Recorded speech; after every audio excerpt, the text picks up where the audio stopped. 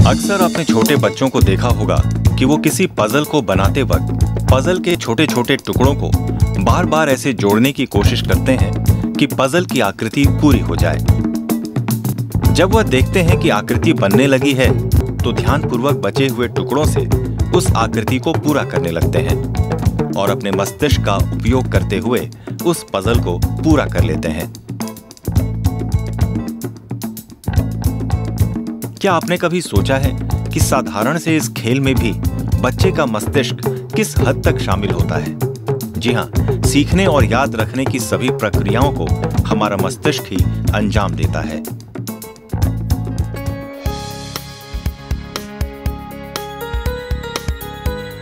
ये जानने के लिए वैज्ञानिकों को कई साल लग गए। एक समय ऐसा भी था जब हमें ये पता ही नहीं था कि मस्तिष्क होता कैसा है, इसकी बनावट क्या है और ये काम कैसे करता है। ऐसे ही कई सारे रोचक सवालों से भरी हुई है मस्तिष्क यानी ब्रेन को समझने की हमारी यात्रा।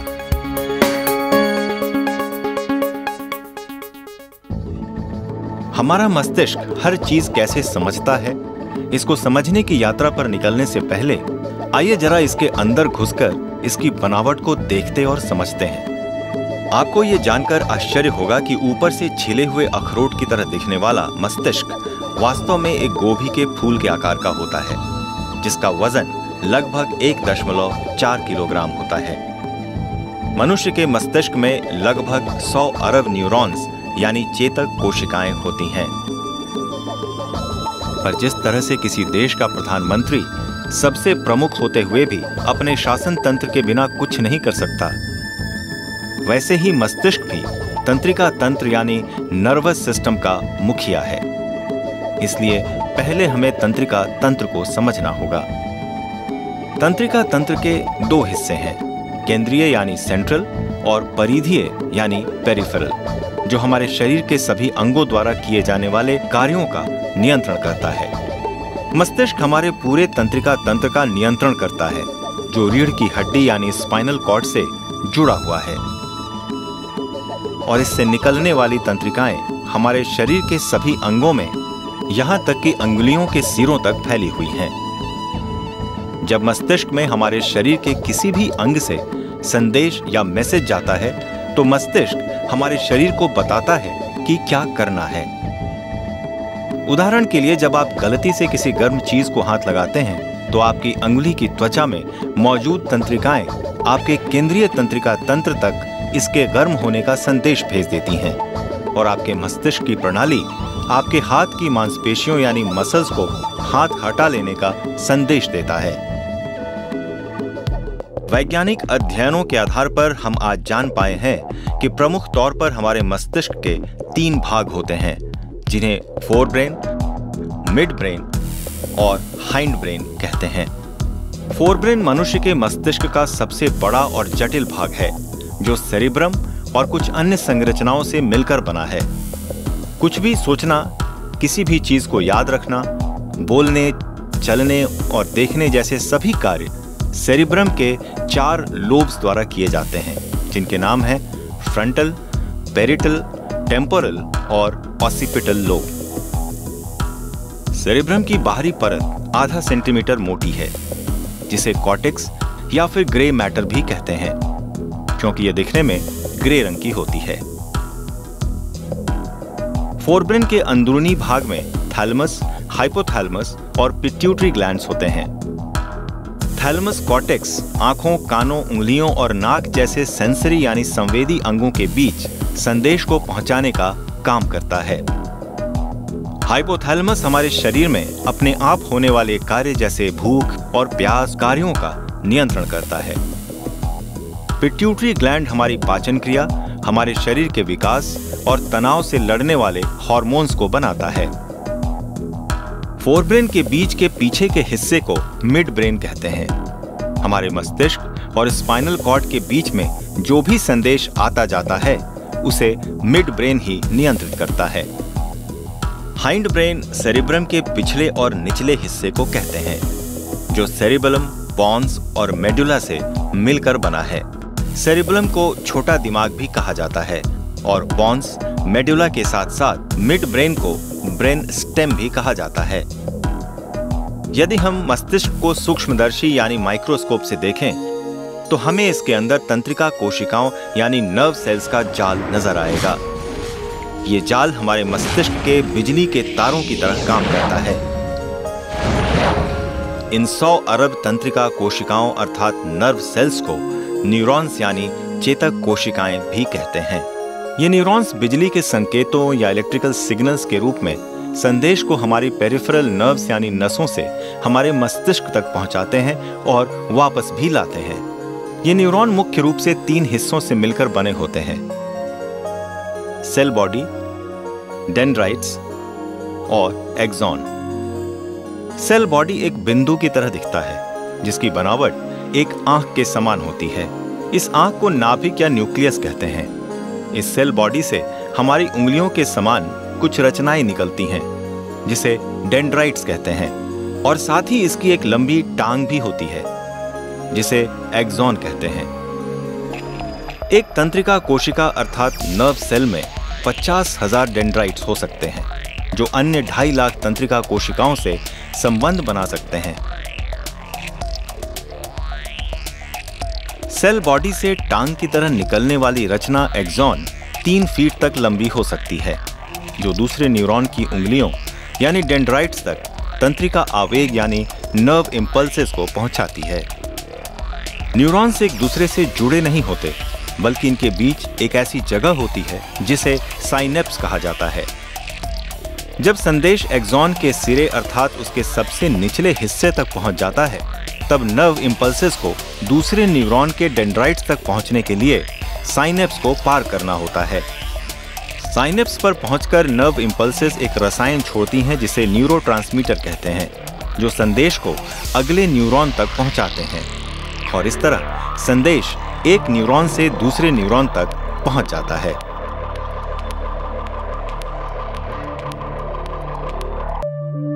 जब हम पैदा होते हैं तो हमारे मस्तिष्क में न्यूरॉन का पूरा जाल होता है। जैसा कि हम जानते हैं कि जैसे जैसे हमारे शरीर में नई कोशिकाएं बनने लगती हैं वैसे वैसे हमारे शरीर का विकास होने लगता है। जैसे जैसे हम नई चीजें सीखते जाते हैं उसी के साथ तंत्रिकाओं के बीच नए नर्व कनेक्शन बनते जाते हैं जिससे हमारे मस्तिष्क का विकास होने लगता है। तो ये तो हुई हमारी मस्तिष्क के बारे में अभी तक की समझ। असल में ये जानकारी सालों साल से चले आ रहे वैज्ञानिक शोधों का नतीजा है। वास्तव में हमारे मस्तिष्क की कोशिकाओं का समूह बहुत ही सूक्ष्म और जटिल होता है और मस्तिष्क की कोशिकाओं के कुछ अंग जैसे एक्सॉन तो कांच के ग्लास जितने पारदर्शी होते हैं। उन्हें ठीक से देख पाने के लिए उन्हें रंगने की जरूरत थी।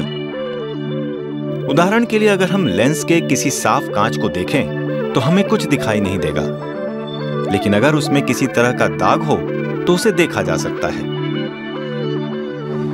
ठीक इसी तरह मस्तिष्क के अंदर सूक्ष्म कोशिकाओं के जाल को समझने के लिए उन्हें रंगना जरूरी था ताकि उनका सही तरह से अध्ययन किया जा सके।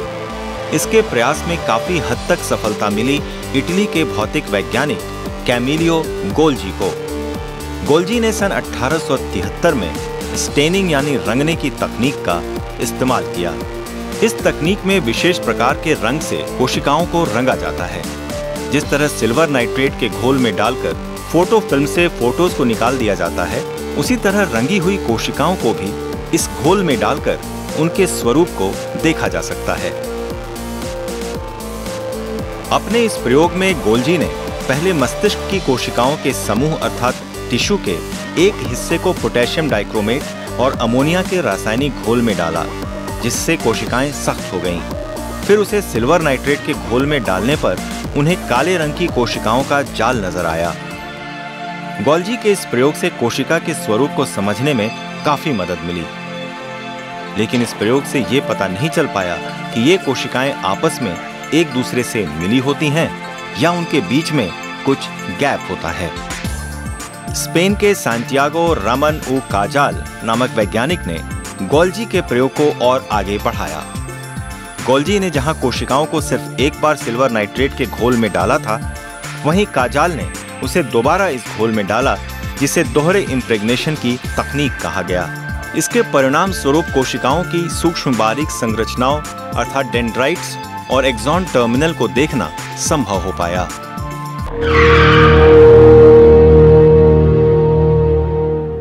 तो दोस्तों, हमारा ये छोटा सा मस्तिष्क तंत्रिका कोशिकाओं की बेमिसाल इंजीनियरिंग का कमाल है। इस मस्तिष्क को समझने के लिए वैज्ञानिकों को और कितना दिमाग लगाना पड़ा आपको बताएंगे, लेकिन उससे पहले एक छोटा सा ब्रेक।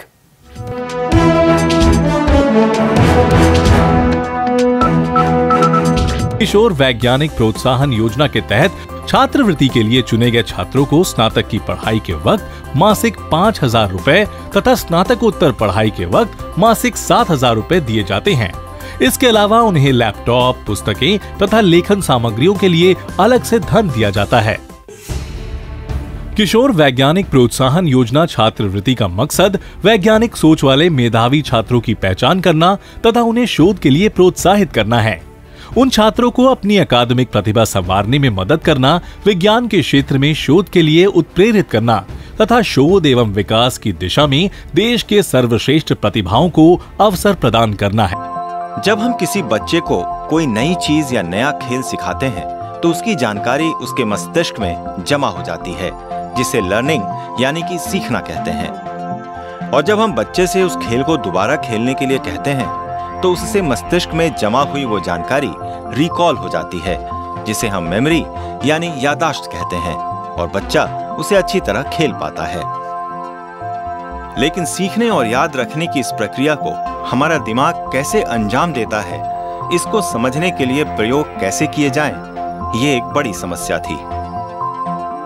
ये महसूस किया गया कि इस प्रक्रिया को समझने के लिए मनुष्य का मस्तिष्क एक जटिल अंग है, क्योंकि इसमें काफी सारी कोशिकाएं हैं। इसलिए किसी ऐसे जीव के मस्तिष्क के अध्ययन की आवश्यकता थी जिसकी तंत्रिका कोशिकाएं कम हो, और ऐसा एक जीव है एप्लीजिया।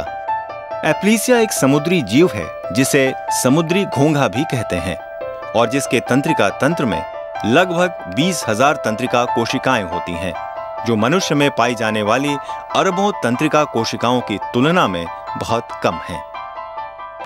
इसी को ध्यान में रखते हुए 1960 में कोलंबिया विश्वविद्यालय के एक प्रोफेसर एरिक कैंडल ने समुद्री घोंघे एप्लीजिया के व्यवहार पर केंद्रित मेमोरी यानी याददाश्त और लर्निंग यानी कि सीखने पर प्रयोग किए।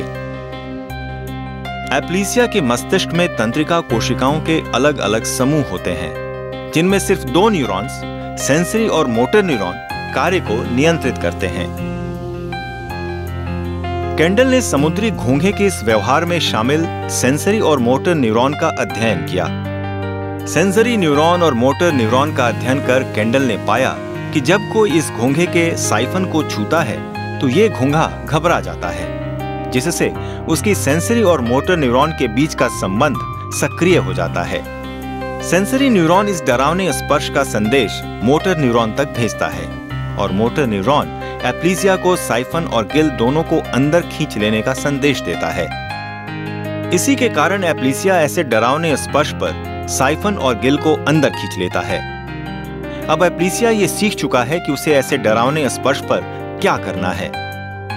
लेकिन अगर घोंघे को इसी तरह से बार बार छुआ जाए तो उसके सेंसरी और मोटर न्यूरॉन के बीच का संबंध कमजोर हो जाता है, जिससे सेंसरी न्यूरॉन से निकलने वाला संदेश मोटर न्यूरॉन तक नहीं पहुंचता, और एप्लीजिया अपने साइफन और गिल को अंदर नहीं खींचता है।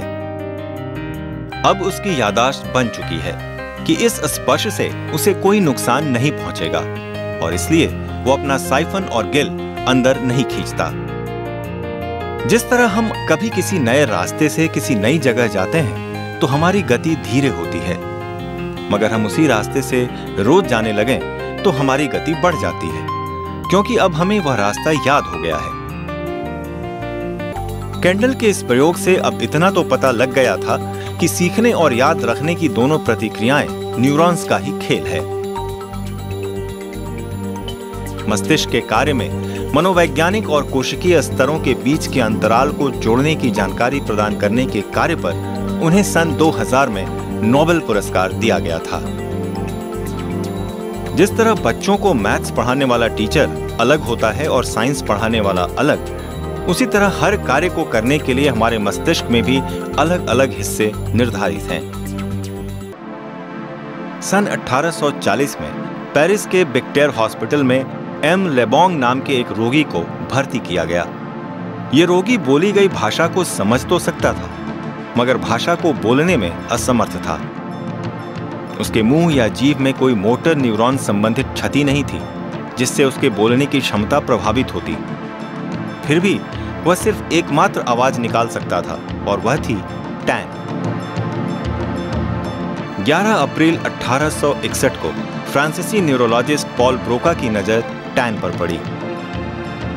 उसकी मौत के बाद ब्रोका ने टैन के मस्तिष्क की जांच की और उसके बाएं फ्रंटल लोब में एक ऊपरी घाव पाया, जिसके आधार पर उन्होंने बताया कि मस्तिष्क के बाएं आधे हिस्से में नुकसान के कारण टैन की बोलने की ताकत समाप्त हो गई थी और मस्तिष्क के इसी हिस्से के कारण हम बोलने में समर्थ हैं, जिसे स्पीच सेंटर कहा गया। इस प्रकार उन्होंने मस्तिष्क में वाणी केंद्र यानी स्पीच सेंटर की उपस्थिति दर्शाई, जिसे उनके नाम पर ब्रोका का हिस्सा कहा गया। यह मस्तिष्क के दाएं और बाएं दो गोलार्धों के बीच कार्यों के बांटने की पहली खोज थी। न्यूरोसाइंस यानी तंत्रिका विज्ञान में अब ये सवाल उठने लगे कि क्या कोई ऐसी तकनीक नहीं है जिससे जीवित व्यक्ति के मस्तिष्क की अंदरूनी जांच की जाए। तब धीरे धीरे एक्सरे और सिटी स्कैन जैसे तकनीकों को इजाद किया गया।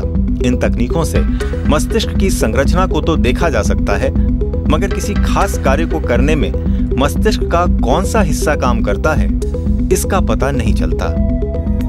पर आज मैग्नेटिक रेजोनेंस इमेजिंग यानी एमआरआई और पेट स्कैन जैसे तकनीकों से ब्रेन का 3 डायमेंशनल इमेज संभव है, जिससे मस्तिष्क की एनाटॉमी के साथ साथ उसकी फंक्शनिंग और उससे हुई किसी तरह की क्षति को भी काफी हद तक परखा जा सकता है।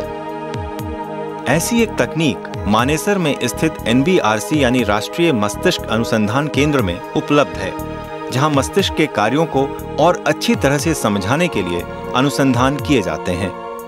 इस तकनीक का नाम है फंक्शनल MRI। यदि कोई व्यक्ति अपनी उंगलियों को अंगूठे से छूता है तो उसके मस्तिष्क का कौन सा हिस्सा सक्रिय यानी एक्टिव हो जाता है, ये आप साफ तौर पर देख सकते हैं। ये तो हम जानते हैं कि शरीर की बाकी कोशिकाओं की तरह मस्तिष्क की कोशिकाओं को भी कार्य करने के लिए ऊर्जा की जरूरत होती है, जो उन्हें खून में उपस्थित ग्लूकोज और ऑक्सीजन से मिलती है।